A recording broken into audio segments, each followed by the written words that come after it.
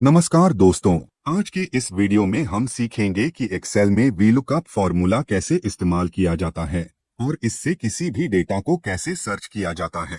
दोस्तों, इस फार्मूले को अच्छे से समझने के लिए वीडियो को बिना स्किप किए पूरा देखिए। आइए सबसे पहले समझते हैं वीलुकअप फार्मूले को। यह फार्मूला दिए गए वैल्यू को टेबल के किसी कॉलम में ऊपर से नीचे की ओर खोजता है और मिल जाने पर उस रो के किसी और कॉलम की वैल्यू टारगेट सेल में देता है।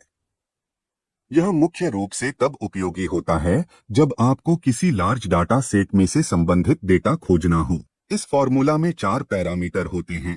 पहला, लुकअप वैल्यू, यानी वह वैल्यू जिसके सामने वाले रो का डाटा हमें चाहिए। दूसरा, टेबल अरे, वह टेबल रेंज जिसमें हमें कोई वैल्यू खोजकर उसके किसी अन्य कॉलम का डाटा टारगेट सेल में चाहिए। तीसरा, कॉलम इंडेक्स नंबर, अर्थात वह कॉलम नंबर जहां का डेटा हमें टारगेट सेल में चाहिए। और चौथा, ट्रू या फॉल्स अथवा 0 या 1। 0 डालने पर एग्जैक्ट मैच और 1 डालने पर एप्रॉक्स मैच होता है।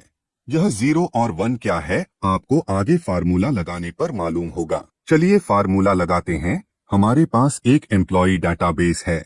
इसमें नाम, employ ID, basic salary, DA और ग्रोस सैलरी की जानकारी दी गई है। अब हमारा टारगेट है कि हम टेबल बी में नाम के सामने उनकी बेसिक सैलरी दिखाएं।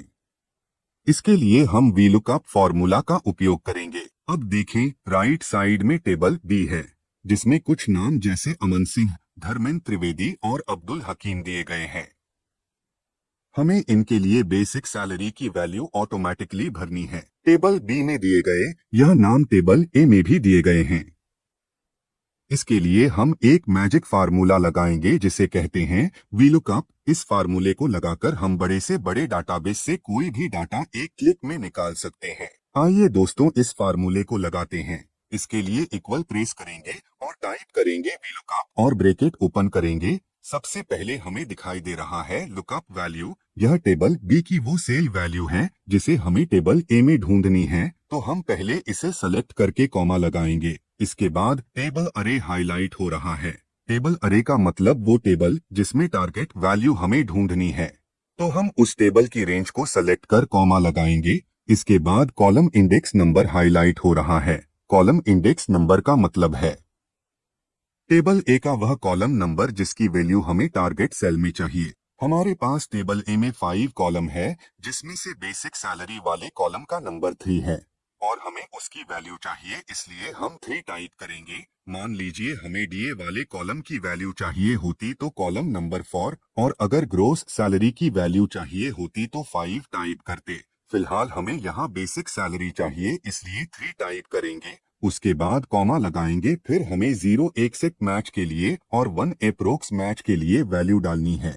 हमें एग्जैक्ट मैच करना है, इसलिए हम यहाँ 0 टाइप करेंगे। आप भी हमेशा 0 ही टाइप कीजिएगा।